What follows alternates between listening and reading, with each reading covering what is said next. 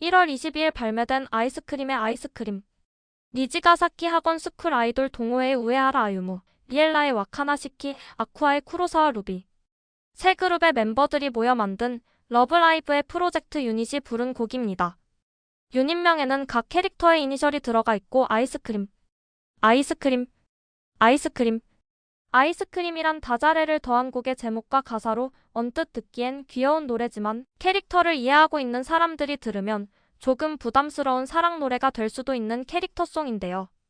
3월 들어 틱톡과 유튜브에서 올해 2월 열린 러브라이브 시리즈 아시아 투어 2024의 마지막 일정이었던 요코하마 공연에서의 아이스크림의 가창 영상이 틱톡과 유튜브에서 알고리즘을 타고 일본을 넘어 전 세계로 유행의 물결이 빠르게 퍼지고 있습니다. 굉장히 오타쿠스러운 곡이지만 중독성 있는 멜로디로 K-팝 아이돌들도 챌린지에 참가하며 러브라이브를 모르는 일반인들도 러브라이브 팬들도 어리둥절해 하면서도 이 상황을 함께 즐기고 있는 중인데요. 2022년 고백실행위원회의 캐릭터송 귀여워서 미안해 이후 오랜만에 캐릭터송을 이용한 챌린지가 다시 유행하게 됐네요. 점프의 인기 만화 나의 히어로 아카데미아의 스핀오프 비즐랜티 나의 히어로 아카데미아 1리걸즈의 애니메이션이 방송을 시작했습니다. 개성이 없어도 되고자 한다면 누구나 히어로가 될 수 있다는 테마를 원작보다 잘 표현한 스핀오프라고 불리며 나의 히어로 아카데미아의 완결 이후 재평가받고 있기도 합니다. 이 작품의 오프닝 별과 온라잇을 이전부터 비즐랜티의 팬이었다는 싱어송라이터 코치노 켄토가 담당했습니다. 틱톡과 유튜브에서 자주 나오던 내 기꺼이라는 곡을 통해 코치노 켄토를 알고 있는 사람들이 많을 텐데요. 그 코치노 켄토의 첫 애니메이션 타이업을 맞아 웹매거진 만타넵이 그와 인터뷰를 가졌습니다. 코치노 켄토는 비즐랜티 나의 히어로 아카데미아 1리걸즈의 주인공인 하이마와리 코우이치가 주인공이 되지 못한 주인공이기에 감정이입하여 만화를 볼 수 있었다고 합니다. 하이마와리 코우이치의 인생을 네 줄로 표현하면 어떻게 될까를 생각했더니 2024년에 자신과 맞아 떨어지는 부분이 많아 자기 경험을 살려 곡을 만들었다고 하는데요. 이번 인터뷰에선 언급하지 않았지만 코치노 켄토의 형이 배우 스다 마사키인 것은 이제는 유명한 사실. 인기 배우 스다 마사키의 동생으로 비교당하며 살아오다 노래라면 형을 이길 수 있지 않을까 싶어 아카펠라에 집중하던 시기. 스다 마사키가 배우에 이어 가수로도 데뷔해 성공하자 코치노 켄토는 열등감에 음악을 포기하게 되는데요. 이후 취업해 회사원 생활을 했지만 얼마 못 가 우울증으로 퇴사하게 되고 16살에 홀로 상경에 멋지게 성공한 형과 대비되는 자신의 모습에 좌절해 죽고 싶었던 적도 있었다고 합니다.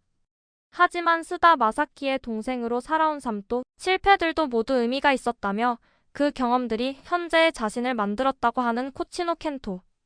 처음 곡의 의뢰를 받았을 때 내가 할 수 있을까 잠시 고민했지만 객관적으로 이 주제가를 만든다면 누가 가장 어울릴까를 생각해보니 자신이 떠올랐다며 곡에 대한 자신감을 드러냈는데요. 확실히 코치노 켄토의 스토리를 알고 보면 나의 히어로 아카데미아의 주제와 잘 어울리는 선정이지 않았나 싶습니다.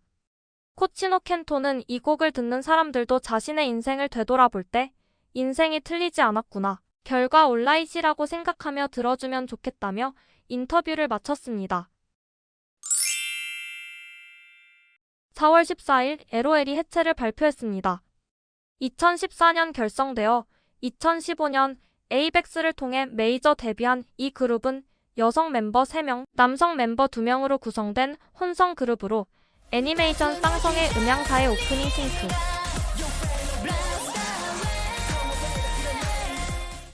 애니메이션 페어리테일 파이널 시즌의 오프닝 파워 오브 더 드림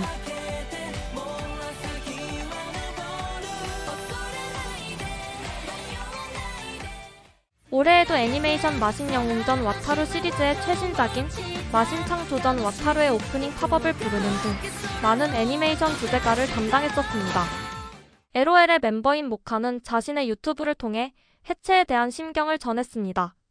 팬들에게 자기 입으로 해체를 직접 전하고 싶었다며 아직 실감은 안 나지만 마지막 공연을 꼭 인생 최고의 날로 만들고 싶다고 했는데요. LOL은 6월 1일에 열리는 단독 콘서트를 마지막으로 해체하며 팬클럽도 마찬가지로 종료될 예정입니다. 밴드 구돈더리리 활동을 중지합니다. 카미시라이시 모네가 주연을 맡은 드라마 호쿠사이와 반반 있으면의 엔딩 자등당.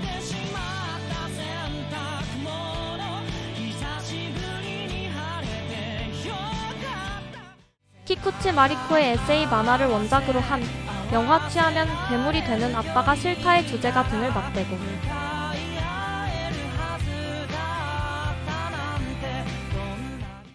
애니메이션 에스타브 라이프 그레이트 이스케이프의 엔딩 제로 등 여러 실사화 작품과 애니메이션의 주제가를 부른 밴드입니다. 2006년 5명의 멤버로 활동을 시작한 이 밴드는 2023년 2명의 멤버가 탈퇴해 지금은 3인 체제로 활동 중이었는데요. 2023년 건강 문제로 탈퇴했던 멤버가 결국 2024년 1월 사망하는 등 근래 밴드 활동이 순탄치만은 않았습니다.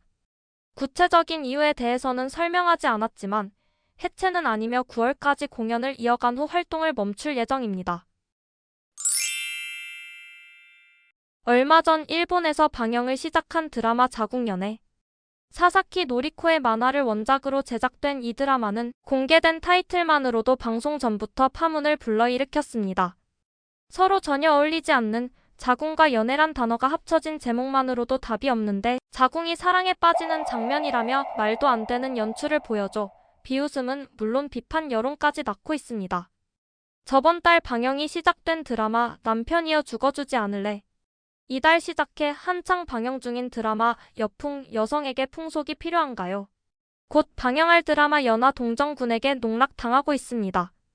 공중파에서 방송되는 드라마까지 모두 자극적인 소재와 제목을 사용해 시청자들의 문매를 받고 있는데요.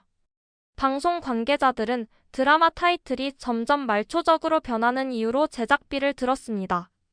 OTT 난립으로 드라마 제작은 해마다 늘고 있지만 일반적인 잡지 연재작이나 대중소설들은 IP 구매 비용이 비싸기 때문에 심야 드라마 제작자들이 비교적 저렴한 웹툰 구매로 눈을 돌리고 있는 것인데요. 일본도 레드오션화된 웹툰 시장에서 일단 눈에 띄기 위해 과격한 제목을 사용하는 경우가 많은데 드라마 제목도 그를 따르다 보니 현재 이런 상태까지 와버린 것입니다. 문제는 기괴한 타이틀에 불쾌감을 느끼는 사람들이 많고 막상 방송이 시작되고 보면 제목과는 달리 평범한 드라마인 경우가 많아 제목에 낚인 시청자들까지 억울해지는 상황이 반복되고 있다는 점입니다. 자극적인 소재나 타이틀로 화제성만 얻고 정작 알맹이인 드라마의 질은 떨어지는 저급 드라마가 양산되는 상황, 한동안은 계속될 것 같네요. 마지막으로 새롭게 애니화 및 실사화가 고지된 작품들을 정리하여 소개드립니다. 유튜브에서는 최대한 빠르고 간단하게 제목 정도만 알려드리고 안내해드린 작품에 대한 자세한 내용은 블로그 내 개별 게시글을 참고 부탁드리며 이외 작품들의 정보도 주기적으로 업데이트하고 있으니 모쪼록 블로그도 많은 방문 부탁드립니다. 짧지만 즐거운 시간 되셨길 바라며 구독과 좋아요 부탁드립니다. 다음 영상으로 찾아오겠습니다. 감사합니다.